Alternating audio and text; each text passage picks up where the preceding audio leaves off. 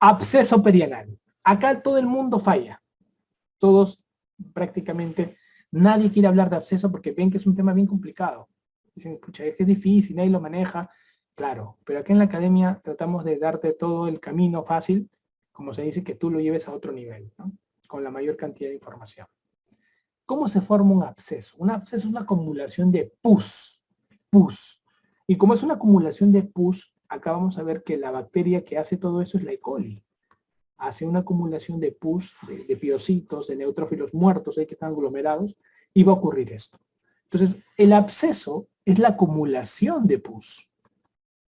Si tú no drenas un absceso, no lo drenas, no lo cortas, oye, que bote esa cosa, que esto ocurre en un cuadro agudo, ¿no?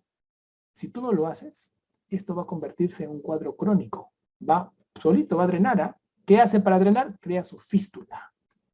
Y es un cuadro crónico. Crea su fístula. Con eso drena. Escuchen bien lo que les voy a decir, muchachos. Un dato importantísimo, muchachos. 50% de los abscesos crean fístula. Doctor, o sea, no se drena. No se drena. ¿Y por qué, doctor? Porque no se sabe dónde está y el paciente no se queja. Y es porque están ocultos. Mientras más oculto un absceso, más fístula hace. Mientras más se ve un absceso, menos fístula hace.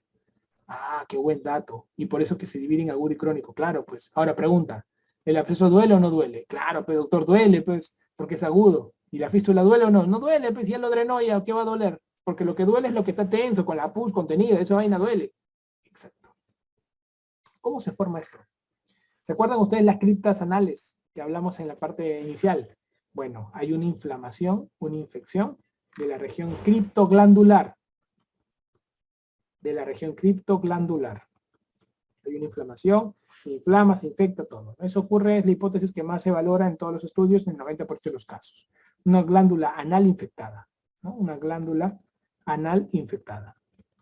Es lo que más van a ver ustedes que ocurre. ¿Ok? Y la clínica del paciente básicamente es una clínica de dolor. Dolor, puede haber temperatura, puede haber fiebre, ¿no? Y más que todo, pues el dolor, ¿dónde? Pues en la zona perianal, pues maestro. Dolor en la zona perianal, puede haber fiebre en estos pacientes, ¿no? Entonces van a ir ahí.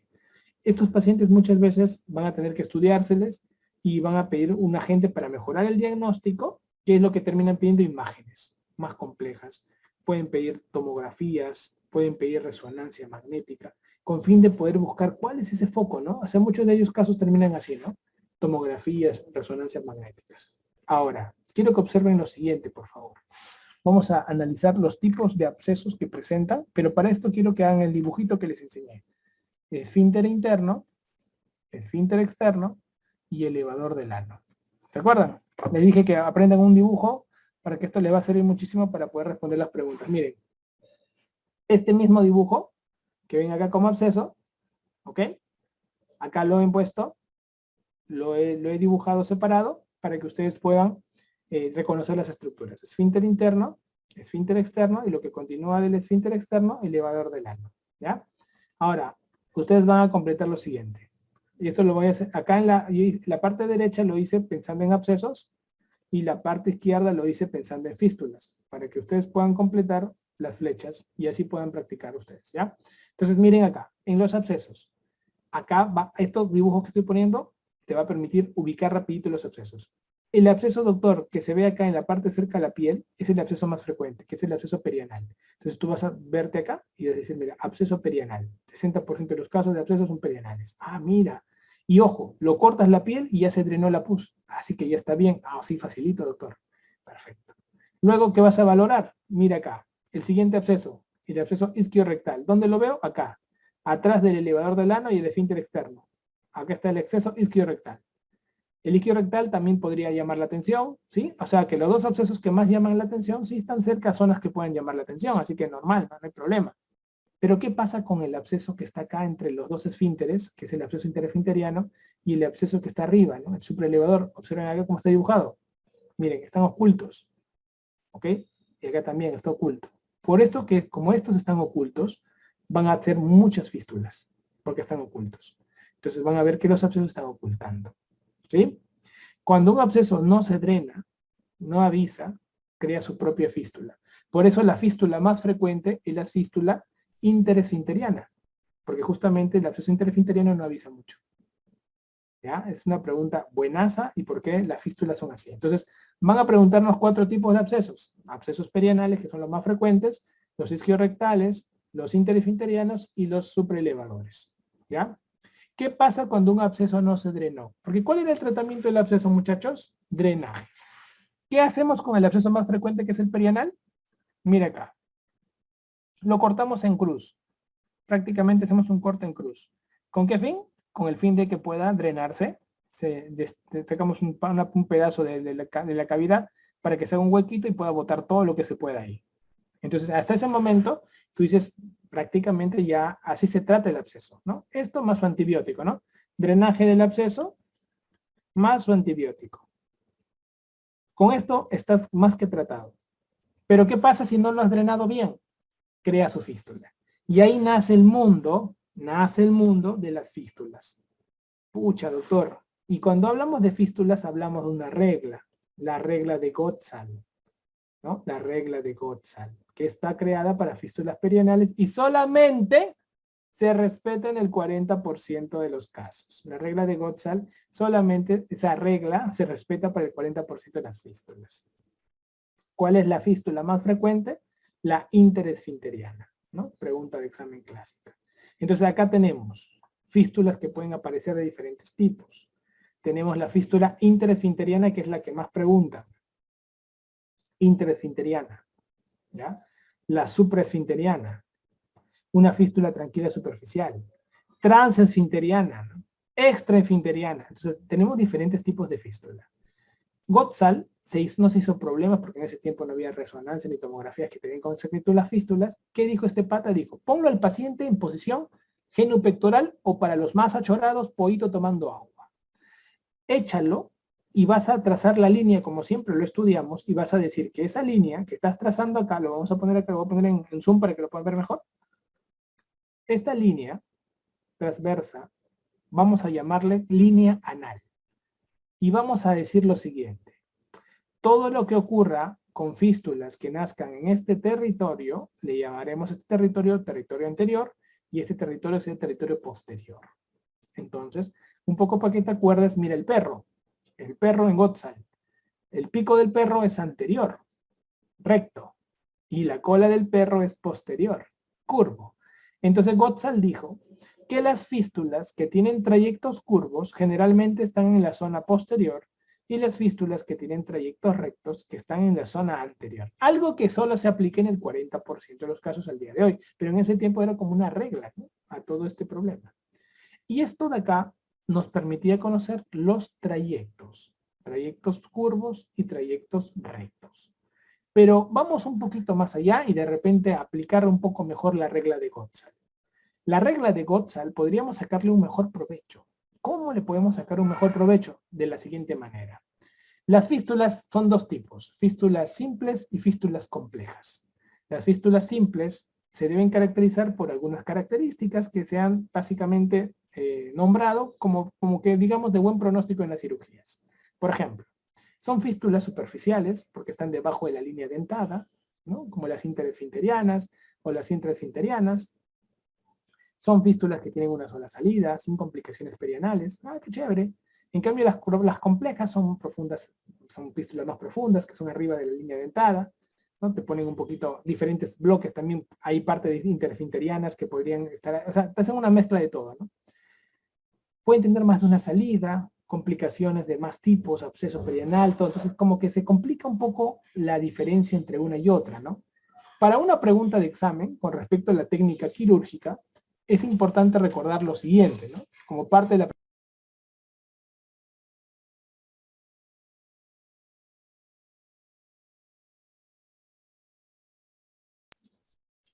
Es importante recordar lo siguiente. Vamos a ver acá. Si ustedes agarran un libro, como el Schwartz, que es el libro que yo recomiendo en cirugía, van a ver que se complican con estos cuadritos y al final ustedes se quedan con un pensamiento, la única, que es este. Una sola salida es simple, más de una salida es compleja. No tiene complicaciones perianales, sí tiene complicaciones perianales. Pero todo el mundo se confunde con respecto a la ubicación de una fístula simple. Debajo de la línea dentada o encima de la línea dentada. Entonces, ¿qué regla se aplica al día de hoy para poder hacer tratamientos? Lo siguiente. Cuando ustedes hablen de una fístula simple, va a ser una fístula que ha nacido en el radio de los 3 centímetros a la redonda del orificio anal. Si nace en cualquier lado de aquí, es probable que la fístula sea más simple. Si nace por fuera de estos 3 centímetros, es más probable que la fístula sea más compleja. Este es un buen criterio en la práctica para poder hablar de simple o complejo. ¿Ya? Otro detalle interesante es con respecto a la ubicación. La mayoría de fístulas que están en trayectos anteriores o trayectos rectos, estos que están por acá, trayectos anteriores o rectos, tienden a ser más simples. En cambio, los que están en la parte posterior tienden a ser trayectos curvos o más complejos. Entonces, hoy día estamos aprendiendo 2 pepas de una rotación. Cuando yo vea que la fístula nace 3 centímetros a la redonda más alejado, o del radio alejado del conducto anal, diré que es complejo, y cuando nace dentro de los 3 centímetros es más simple. Cuando nace posterior diré que es más complejo, cuando nace anterior diré que es más simple. Estos datos me ayudan muchísimo en las preguntas de examen, para el reconocimiento de la fístula. ¿Por qué? Porque hay diferentes tipos de fístula. ¿Cómo voy a tratar cada una de ellas? Entonces, aquí te he puesto un poquito, he tratado de ir un poquito más allá de lo que de repente no te memorices nada. Me gusta enseñarte a razonar. Entonces, ¿qué quiero que aprendan, no? En primer lugar, las fístulas simples, ¿no? El paciente de robot típico de una fístula. ¿Cuál es el robot de una fístula? ¿Cómo sacas tú el robot de una fístula? Paciente robot. Un absceso ya sabía, que dolor, fiebre, dolor perianal y fiebre, ¿no? Que es clásico. Pero en la fístula no hay dolor. Entonces el robot de una fístula es básicamente la secreción, ¿no? Vemos que mancha la trusa, pero no hay dolor. Eso es típico de la fístula perianal. Si ustedes ven una pregunta con secreción, que no mancha, no hay dolor, nada, eso es una fístula perianal, ¿ya? Entonces, en el tratamiento teníamos la fistulotomía y la fistulectomía, ¿no? Lo que más se hace es la fistulotomía, pero esto se aplica en fístulas simples. ¿Ok? Fístulas simples. Ya con eso tú al toque en tu mente, ¿eh? Fístula simple, fistulotomía. Al toque, ¿ya? El procedimiento, básicamente una curación elevadísima, excelente, pero también te deja una posibilidad de incontinencia, ¿no? Eso ocurre, ¿ya? Eso ocurre. Entonces, con esto más o menos, tú ya te vas teniendo en cuenta cómo se manejaría una fístula simple, ¿ya? Una fístula simple. Entonces, esto va a aplicar mucho para las superficiales, para las intraesfinterianas o las transesfinterianas bajas, ¿no? Pero esto a nivel no te lo memorices, no te va a dominar.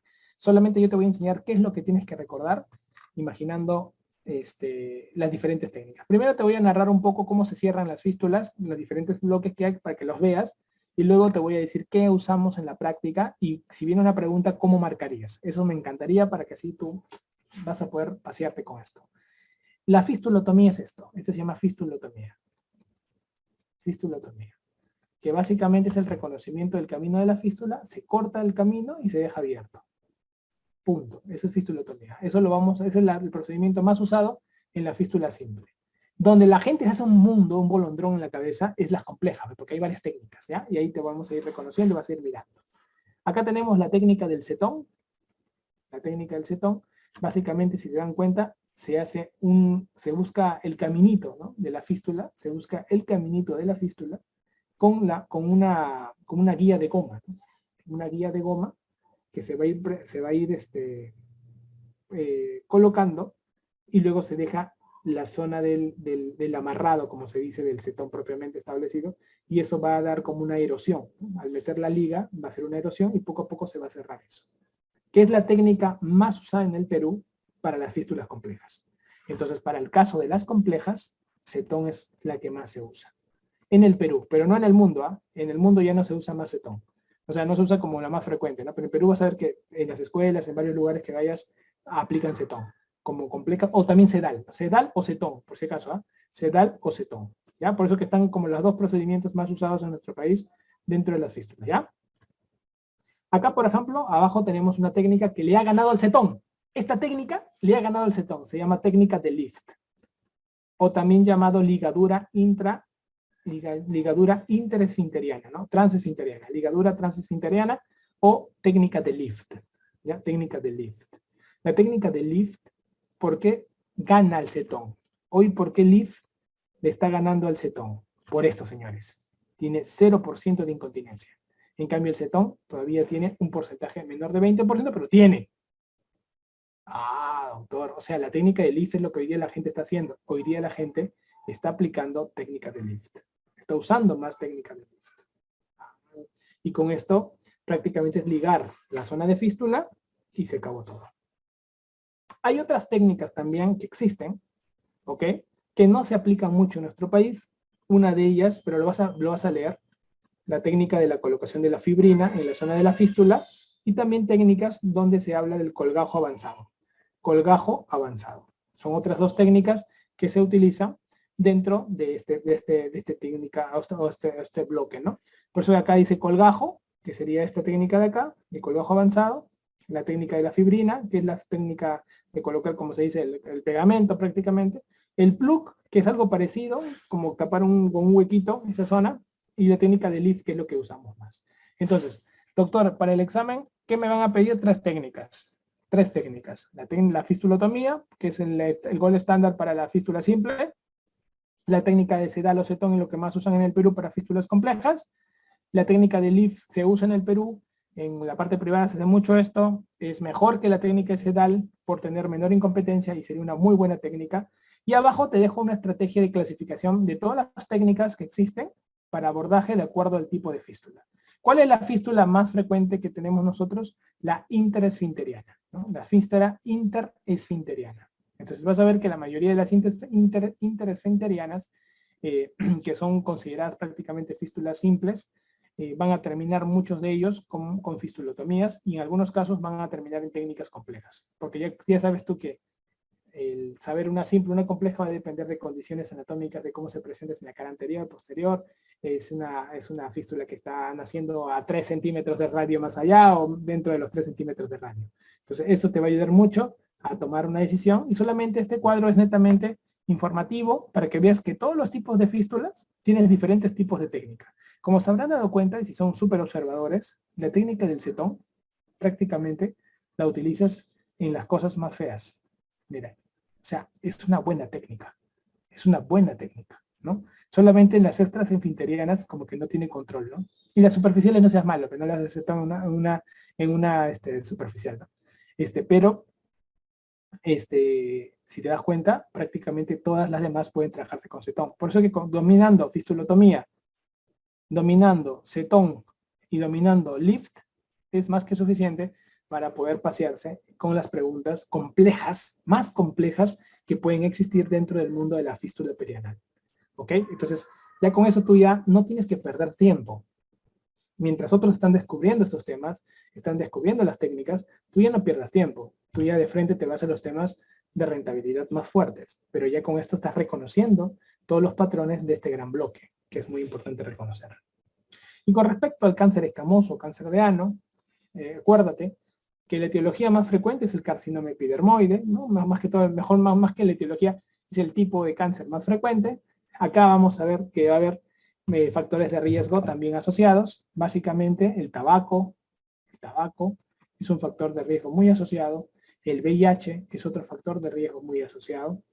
El virus del papiloma humano 16 y 18 va a estar muy asociado también a este tipo de desarrollos. Acuérdate que tiene un crecimiento superficial, hace infiltración de ganglios inguinales, que es muy importante. Y lo más importante de todo, señores, es esto. Tenemos una excelente respuesta del cáncer de ano a la radioterapia y a la quimioterapia. Esto es lo más importante y lo que preguntan a todo el tiempo. Cuando un cáncer de ano recidiva o fracasa, se le hace una cirugía agresiva, que es la resección abdominoperineal más linfadenectomía inguinal bilateral. ¿Ya? Entonces, con esto, ustedes están más que cantados y más que felices para poder reconocer los diferentes tipos de afectación. Lo de abajo, no te van a preguntar, pero vas a verlo en alternativas. Y son 3 tipos de cáncer que puede presentar la región anal, pero hay una diferencia con el cáncer de escamoso de ano, que es el más frecuente. Que estos 3, cuando escuches la palabra carcinoma epidermoide in situ de Bowen adenocarcinoma insútil de Payet o melanoma anal, los tres, su primera indicación es la cirugía. Es por eso nada más que quiero que las recuerden. Su primera indicación de esto es la cirugía. Todo lo demás, en cáncer escamoso de ano, primero siempre se hace la radio y quimio. Y después, si recidiva, la cirugía. En cambio, los otros que escuches su nombre, siempre vas a buscar como primera indicación la cirugía. ¿Ya? Eso solamente para que ustedes lo tengan en cuenta dentro del diagnóstico diferencial. Entonces, ya saben, hemorroides, cada vez que me hablen de hemorroides, hablarán de sangrado y no duele. Cada vez que hablen de fisura, duele, puede haber manchita. Cada vez que me hablen de absceso, duele y puede haber fiebre. Cada vez que me hablan de fístula, ¿sí? Hay una sensación de la humedad en la truza, ¿no? O manchita en la truza, pero no hay dolor. Son las palabras claves para poder identificar rápido al paciente. ¿Has aprendido cómo se trata cada una de las 4? Va a ser muy importante que robotices desde ahorita para que puedas practicar, porque mínimo vienen 2 preguntas cada año siempre, así que ya con esto ya los vas reconociendo, y lógicamente mientras tengas tu pirámide de base poco a poco vas a ir reconociendo cada vez más, ojalá que puedas lograr ver pacientes en la práctica también para que puedas familiarizarte mucho más con esto que estamos hablando en clase.